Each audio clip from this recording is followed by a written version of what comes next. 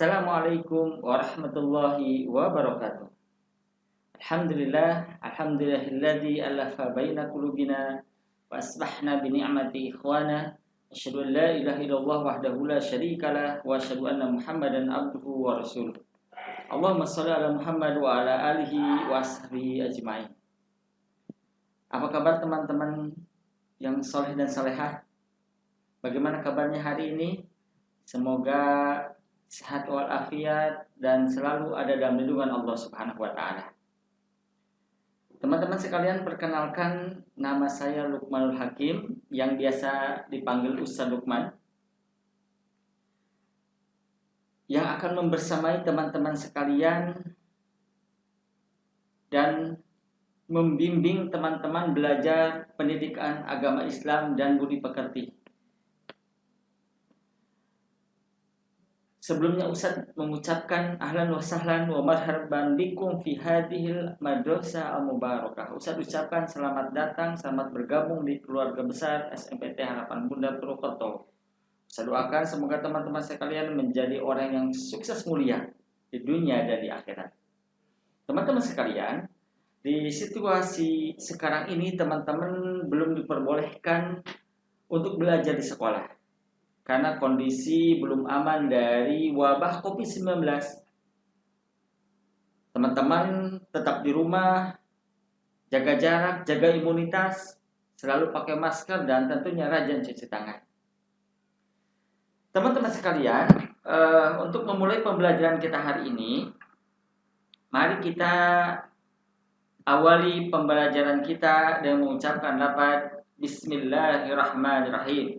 Semoga Allah Subhanahu wa taala memberkahi setiap aktivitas dan agenda kita sehari-hari. Teman-teman sekalian, sebelum pembelajaran dimulai, mari kita sama-sama berdoa terlebih dahulu. Silahkan videonya di pause terlebih dahulu. Silahkan teman-teman berdoa dalam hati masing-masing. Teman-teman sekalian yang sama-sama diberkahi oleh Allah Subhanahu wa taala, insyaallah pada pertemuan kali ini Ustaz akan menyampaikan satu tema tentang Asmaul Husna.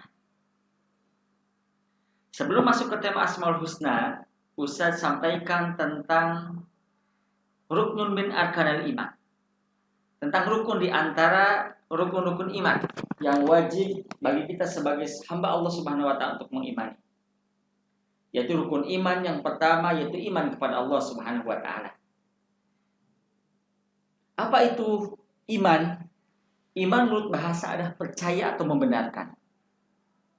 Sedangkan menurut istilah, iman berarti kepercayaan yang diyakini kebenarannya dalam hati, diikrarkan secara lisan, dan direalisasikan atau dipraktikkan dalam perbuatan. Atau dalam bahasa lainnya, iman itu adalah at-tasdiqu bil qalbi wa iqraru bil lisani wal a'malu bil arkan. Dan tiga hal ini harus ada pada diri kita, teman-teman sekalian, pada diri seorang mukmin. Karena kalau kita hanya sekedar mengucapkan lisan sementara hati menolak, itu tidak dikatakan sebagai seorang yang beriman, justru itu dikatakan sebagai orang munafik. Dan orang munafik, kata Allah, innal munafiqina fi darkil asfali minan nar. Orang munafik itu tempatnya nanti dia di hari akhir, yaitu di neraka yang paling kasar. Tapi sebaliknya, hati menerima tapi lisan tidak mau mengucapkan, itu juga tidak boleh dilakukan oleh seorang mukmin. Karena hal itu pun tidak dikategorikan sebagai iman. Itu yang dilakukan oleh paman Rasul. Siapa teman-teman? Ya, betul, Abu Thalib. Secara hati meyakini, tetapi lisannya tidak mengucapkan, tidak mau bersyahadat. Bahkan di akhir kematiannya, Abu Thalib tidak mau beriman kepada Allah Subhanahu wa taala. Akhirnya Allah memberikan siksaan neraka yang paling ringan, yaitu menginjak bara api dengan sandalnya, lalu otaknya mendidih. Wal iyadu billah. Ada juga yang ketiga, teman-teman sekalian, imannya meyakini dalam hati, mengucapkan dengan lisan, tapi dia tidak mau menarasikan, tidak mempraktekkan nilai-nilai Islam, itulah dikategorikan sebagai orang-orang fasik. Oleh karenanya kita 3 hal ini harus ada pada diri kita. Teman-teman yang Ustaz cintai dan Ustaz banggakan karena Allah Subhanahu wa taala, kita lihat ada 2 pembuktian eksistensi Allah Subhanahu wa taala. Eksistensi itu adalah untuk membuktikan keberadaan Allah Subhanahu wa taala. Walaupun Allah Subhanahu sudah menyampaikan wallahu ma'akum aina ma kuntum. Allah itu bersama kalian dimanapun kalian berada. Bagaimana Ustaz cara mengetahui keberadaan Allah Subhanahu wa taala itu? Itu ada 2 cara, teman-teman. Yang pertama ada yang kita kenal dengan namanya dalil naqli, ada yang kedua dalil akli. Dalil naqli itu adalah suatu berita yang bersifat pasti yang memberitakan kepada kita tentang keimanan kepada Allah Subhanahu wa taala. Kalau kita kenal hari ini yaitu Quran as-Sunnah. Jadi kita bisa mengenal Allah Subhanahu wa taala bisa dilihat dari Quran, bisa dilihat dari Al-Hadis. Yang kedua ada dalil akli. Apa dalil akli, Ustaz? Dalil akli adalah suatu pembuktian oleh akal untuk mencapai sebuah pembenaran yang bersifat pasti akan eksistensi dan kekuatan Allah Subhanahu wa taala. Itu dibuktikan dengan keteraturan alam semesta di muka bumi ini. Maka Allah Subhanahu wa taala menyampaikan inna fi khalqis samawati wal ard la ayatil liulil albab. Sesungguhnya pada penciptaan langit dan bumi la ayatil liulil albab, itu ada tanda-tanda bagi orang-orang yang berakal. Teman-teman sekalian, kalau kita melihat fenomena hari ini, Allah Subhanahu wa taala memberikan keajaiban-keajaibannya di alam semesta ini. Salah satu contohnya, ini teman-teman melihat ada seekor ikan. Di dalamnya ada lafaz Allah Subhanahu wa taala. Yang kedua ada sebuah pohon. Kalau kita lihat berbentuk lafaz Allah. Yang ketiga ada sebuah awan di langit. Itu ada tulisan lafaz Allah Subhanahu wa taala. Berikutnya ini ada sebuah tomat ya. Dan di dalamnya ketika dibuka ternyata ada tulisan lafaz Allah Subhanahu wa taala. Ini ada bukti Allah Subhanahu wa taala memberikan tanda dengan nama-namanya. Teman-teman sekalian yang Allah Subhanahu wa taala, kita masuk ke tema tentang Asmaul Husna. Apa itu Asmaul Husna? Asmaul Husna itu secara bahasa adalah nama-nama yang indah dan baik. Kita pun alhamdulillah ya dikasih nama oleh Allah, oleh orang tua kita, oleh umi abi atau ayah bunda kita sekalian.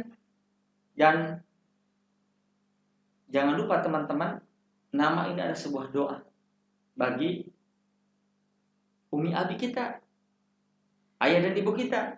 Makanya kita tidak boleh misalkan ke teman-teman yang sudah diberikan nama baik oleh orang tuanya, lantas kita memplesetkan nama-namanya jadi bahan candaan, jadi bahan ujian, ejekan, atau jadi bahan hinaan. Nah, kita tidak boleh sebagai seorang muslim. Berikutnya adalah secara istilah, nama-nama yang baik lagi indah yang hanya dimiliki oleh Allah Subhanahu wa taala sebagai bukti keagungannya. Inilah yang selalu kita kenal dengan 99 Asmaul Husna dari mulai Ar-Rahman Ar-Rahim. Oleh karenanya kata para ulama, itulah nama yang terbaik. Pertanyaan Ustaz, bolehkah kita memberikan nama dengan Asmaul Husna? Nah, kata para ulama, kalau hanya sekadar Rahman, Rahim, Malik, katanya kita tidak diperbolehkan. Kalau mau mengambil dari Asmaul Husna, boleh kita sisipkan di depannya Abdul Rahman, Abdul Rahim, Abdul Ghafur, itu diperbolehkan. Tidak langsung dengan nama Allah Subhanahu wa taala. Teman-teman sekalian yang Ustaz banggakan, apa dalilnya Ustaz? Dalilnya Allah Subhanahu wa taala sudah menyampaikan dalam Quran surat Al-A'raf ayat 80. A'udzu billahi minasy syaithanir rajim. Walillahil asmaul husna fad'uhu biha wa dharul ladzina yulhiduna fi asma'i sayujzauna ma kanu ya'malun. Yang artinya hanya milik Allah Asmaul Husna. Maka bermohonlah kepadanya dengan menyebut Asmaul Husna itu, dan tinggalkanlah orang-orang yang menyimpang dari kebenaran dalam menyebut nama-namanya. Nanti mereka akan mendapatkan balasan terhadap apa yang telah mereka kerjakan. Ini dari Al-Quran, teman-teman. Ada juga dari hadis atau sabda Rasulullah SAW. Inna lillahi tis'atu wa tis'ina isman, man ahsaha dakhalal jannah. Kata Rasul, sesungguhnya Allah memiliki 99 nama. Barang siapa menghafalnya, ia akan masuk ke dalam surga. Luar biasa kan, teman-teman? Nanti ke depan kita akan sama-sama menghafal Asmaul Husna dari awal sampai akhir. Mudah-mudahan kalau kita sudah hafal, kita bacakan, kita praktekkan kesehariannya, insya Allah kita akan dimasukkan ke dalam surga Allah Subhanahu wa taala. Amin ya rabbal alamin. Teman-teman sekalian, kita bahas dari Asmaul Husna 99, Ustaz hanya membahas 4 saja. Yang pertama adalah tentang sifat Allah yang namanya Al-Alim. Al-Alim itu adalah Maha mengetahui. Allah Subhanahu wa taala mengetahui yang tampak atau yang gaib. Wallahu alimun bidzatis sudur. Allah Subhanahu wa taala akan mengetahui apa yang ada dalam dada manusia. Bahkan pengetahuan Allah Subhanahu wa taala tidak terbatas oleh ruang dan waktu. Segala aktivitas yang dilakukan oleh manusia pasti akan diketahui oleh Allah Subhanahu wa taala. Oleh karenanya, contohnya kalau seseorang, naudzubillah ya, seorang pelajar ketika ujian dia menyontek, walaupun dia sembunyi-sembunyi, walaupun dia sembunyikan di tempat yang tidak diketahui oleh pengawas bapak guru atau teman-teman, tapi Allah Subhanahu wa taala akan mengetahui. Wallahu sami'un alim, wallahu alimun bidzatis sudur. Bahkan teman-teman sekalian, peristiwa yang akan terjadi pun sudah diketahui Allah Subhanahu wa taala. Sesungguhnya kita jodoh, ajal, rizki, bahkan kematian, itu tidak ada yang tahu kecuali Allah Subhanahu wa taala. Dengan kata lain, pengetahuan Allah Subhanahu wa taala itu tanpa batas, sementara pengetahuan manusia itu terbatas. Apa dalilnya, Ustaz? Dalilnya kita lihat dalam Quran surat Al-An'am ayat 59. A'udzu billahi minasy syaithanir rajim. Wa indahu mafatihul ghaib la ya'lamuha illa hu. وَيَعْلَمُ مَا فِي الْبَرِّ وَالْبَحْرِ وَمَا تَسْقُطُ مِنْ وَرَقَةٍ إِلَّا يَعْلَمُهَا وَلَا حَبَّةٍ فِي ظُلُمَاتِ الْأَرْضِ وَلَا رَطْبٍ وَلَا يَابِسٍ إِلَّا فِي كِتَابٍ مُبِينٍ. Yang artinya, dan pada sisi Allah lah kunci-kunci semua yang gaib. Tidak ada yang mengetahuinya kecuali Dia sendiri. Dan Dialah mengetahui apa yang di daratan dan di lautan. Dan tiada sehelai daun pun yang gugur melainkan Dia mengetahuinya pula. Dan tidak jatuh sebutir biji pun dalam kegelapan bumi. Dan tidak sesuatu yang basah atau yang kering melainkan tertulis dalam kitab yang nyata atau Lauhul Mahfuz. Berikutnya mungkin kita pernah mendengar ya sebuah contoh ilustrasi tentang 3 santri yang disuruh oleh pak kiainya untuk memotong ayam. Jadi ceritanya seorang kiai memanggil 3 santrinya, "Wait, santri-santriku ke sini. Kalian akan Ustaz berikan 3 ayam, masing-masing 1. Silakan kalian sembelih di tempat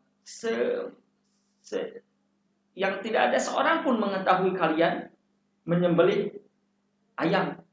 Silahkan bebas. Mau di goa, mau di gedung, mau di rumah kalian silahkan." Akhirnya si santri itu melakukan apa yang diperintahkan oleh kiai. Diambillah 1 ayam masing-masing. Sesudah diberikan tenggat waktu oleh pak kiai, akhirnya dipanggil kembali 3-3-nya. Yang pertama, "Wahai A, fulan, Sudahkah engkau menyembelih ayam? Sudah. Yakin kamu tidak ada yang mengetahui? Yakin, Pak Kiai. Oke. Yang kedua kamu B. Sudah kamu sembelih hewannya? Sudah, Pak Kiai. Yakin tidak ada seorang pun? Yakin, Pak Kiai. Termasuk ayah, ibu kamu? Yakin. Keluarga? Yakin.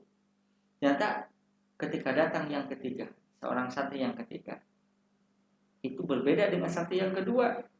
Ternyata hewannya itu masih apa? Si ayam itu masih dibawa. Tentunya Kiai kaget. Wahai fulan, cek, kenapa kamu tidak memotong ayamnya? Apa kamu tidak menemukan tempat yang benar-benar tersembunyi? Apa jawab santri tersebut yang bikin tajuk Kiai? Wahai Pak Kiai, saya sudah lari mencari tempat yang benar-benar tersembunyi, sudah ke gua, sudah ke gedung-gedung, sudah ke ruangan yang begitu sempit. Ternyata saya tidak bisa menyembunyikan, wahai Pak Kiai. Memang siapa yang melihat kamu, wahai santriku? Jawab Kiai tersebut, yang melihat itu adalah Allah, Pak Kiai. Akhirnya Pak Kiai itu terenyuh, subhanallah. Inilah pembelajaran yang sebenarnya Kiai sampaikan kepada teman-teman sekalian. Intinya adalah bahwa Allah Subhanahu wa taala akan mengetahui dimanapun kalian berada. Wallahu ma'akum aina ma kuntum. Allah itu berada di mana saja kalian berada. Teman-teman sekalian, yang kedua adalah nama Allah yang kedua namanya Al-Khabir. Apa Khabir? Ustaz, Khabir itu adalah Maha Teliti. Allah Maha Teliti terhadap semua ciptaannya. Allah menciptakan bermiliar makhluk di muka bumi ini, semua berfungsi sesuai yang Allah Subhanahu wa taala kehendaki. Tidak ada satupun ciptaan Allah yang salah sasaran. Ini menandakan apa, teman-teman? Menandakan bahwa Allah Maha Teliti dalam menciptakan makhluknya. Apa dalilnya? Ustaz, dalilnya ada Quran surat At-Taubah. A'udzu billahi minasyaitonir rajim. Wallahu khabirum bima ta'malun. Dan Allah Maha mengetahui apa yang kamu kerjakan. Teman-teman sekalian yang Ustaz banggakan dan cintaikan Allah Subhanahu wa taala. Sifat yang ketiga adalah As-Sami'. Sami itu adalah Maha mendengar. Allah Subhanahu wa taala mendengar suara apapun yang ada di dalam semesta ini. Bahkan Allah Subhanahu wa taala mendengar suara apapun, baik yang keras, baik yang lembut, baik yang pelan, bahkan yang bisik-bisik Allah Subhanahu wa taala mengetahuinya. Oleh karenanya Allah Subhanahu wa taala menyampaikan dalam firman-Nya Quran surat Al-Baqarah, A'udzu billahi minasyaitonir rajim. Wallahu samii'un 'alim. Dan Allah Maha mendengar lagi Maha mengetahui. Teman-teman sekalian, perilaku yang apa saja yang sesuai dengan sifat Allah Subhanahu wa taala itu As-Sami'. Yang pertama adalah harus mau mendengarkan orang lain ketika berbicara. Belajarlah kita belajar mendengar orang lain ketika seperti halnya kita belajar untuk berbicara di hadapan orang lain. Oleh karena teman-teman, sebagai seorang muslim yang baik, muslimah yang sejati itu, ketika ada orang lain berbicara, kita harus mendengarkan dengan baik. Tatap matanya, kasih respon yang positif. Ya, mirip halnya seperti kita kalau ngomong ada orang lain malah ngobrol tentunya tidak enak. Begitupun sama orang lain. Jadi, belajarlah kita untuk mendengar seperti hanya kita belajar untuk. Dan Rasul pun ternyata orang yang pribadi pendengar yang terbaik. Tidak melihat siapa yang diajak bicaranya, anak-anak, orang tua, orang miskin, orang kaya, Rasul sebagai pendengar yang baik. Yang kedua adalah harus menjadi orang yang peka terhadap informasi. Harus tabayun, cross check, ya, tidak asal telan. Yang ketiga adalah terakhir berlatih untuk bisa memilah informasi yang baik dan buruk dan yang jelas sumber informasinya. Kita tidak boleh termakan kalau bahasa sekarang hoax, ya. Hati-hati zaman media sosial ada share-sharean, ya belum dibaca sudah di-share kembali gitu ya. Jadi latah jadi apa tuh jempol gitu, hati-hati dengan bahaya jempol kita. Apalagi sekarang komen-komenannya itu luar biasa di zaman sosial. Apalagi tulisan itu maknanya multi makna ya, makna ganda, salah emotikon pun ternyata berbahaya teman-teman, beda penyikapan orang dalam meresponnya. Teman-teman sekalian yang berikutnya, mohon maaf ini yang keempat adalah Al-Basir. Bisa tulisnya yang ketiga, mohon maaf. Yang keempat Al-Basir, Maha melihat. Allah Subhanahu wa taala melihat semua makhluk hidup yang ada di muka bumi ini walaupun kecil dan lembut. Walaupun itu bakteri, virus hari ini COVID-19 mungkin kita tidak melihat musuh nyata yang virus ini, tapi Allah mengetahui, Allah yang menggerakkan, Allah yang menciptakan virus ini, dan Allah Subhanahu wa taala akan membinasakan virus tersebut. Allah Subhanahu wa taala dapat melihat semua yang ada di langit dan bumi dan apa yang disembunyikan di dalam tempat yang rahasia sekalipun. Sebagai dalilnya, firman Allah Subhanahu wa taala dalam Quran surat Al-Hujurat, A'udzu billahi minasy syaithanir rajim. Innallaha ya'lamu ghaibas samawati wal ardh wallahu basirun bima ta'malun. Yang artinya sesungguhnya Allah Subhanahu wa taala mengetahui apa yang gaib di langit dan di bumi, dan Allah Maha melihat apa yang kamu kerjakan. Teman-teman sekalian, apa perilaku yang sesuai dengan Asmaul Husna Al-Basir? Yang pertama adalah pandai dan cermat dalam memandang persoalan di sekitarnya. Yang kedua, introspeksi diri dan melihat kelebihan dan kekurangan kita sendiri agar hidup menjadi lebih terarah. Muhasabatul nafsi, introspeksi diri. Dan yang ketiga adalah menjadikan semua peristiwa yang ada di muka bumi ini sebagai renungan bagi kita. Hikmah dan pelajaran dan apa yang diberikan Allah Subhanahu wa taala merupakan terbaik bagi kita. Begitupun kita hari ini dengan adanya wabah COVID-19 ini bisa jadi ini pilihan terbaik bagi kita untuk semakin meningkatkan keimanan kita kepada Allah Subhanahu wa taala. Teman-teman sekalian yang dirahmati Allah Subhanahu wa taala, apa yang terakhir, apa fungsi iman kita kepada Allah Subhanahu wa taala? Yang pertama, dapat menyelamatkan seseorang dari segala mara bahaya karena orang beriman akan ditolong Allah Subhanahu wa taala. Yakin beriman kemanapun juga akan selalu ada dalam perlindungan Allah Subhanahu wa taala. Makanya satu doa yang sering kita baca ketika kita zikir maksurat, Bismillahirrahmanirrahim fil ardi wala fis samai wa huwas samiul alim. Zikir ini, doa ini kita lantunkan, insyaallah Allah setiap saat akan melindungi kita dari seluruh bahaya makhluknya, baik itu hewan, baik itu setan ataupun sesama manusia. Yang kedua adalah hati menjadi tenang. Ala bidzikrillahi tatmainnul qulub. Ingatlah dengan ingat Allah Subhanahu wa taala, hati menjadi tenang. Stres, cemas, gelisah, dengan kita iman kepada Allah Subhanahu wa taala, insyaallah hati kita akan tenang.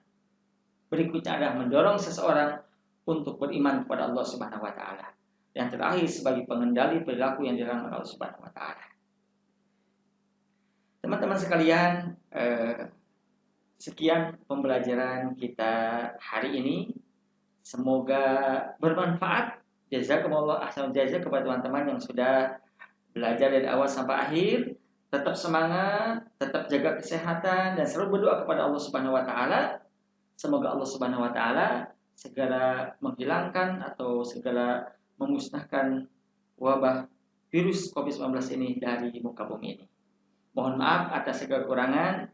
Mari kita tutup pembelajaran kita dan mengucapkan hamdalah dan kifaratul majlis. Alhamdulillahirabbil alamin. Subhanakallahumma wa bihamdika asyhadu an la ilaha illa anta astaghfiruka wa atubu ilaik. Insyaallah kita berjumpa kembali di pembelajaran daring yang akan datang. Assalamualaikum warahmatullahi wabarakatuh.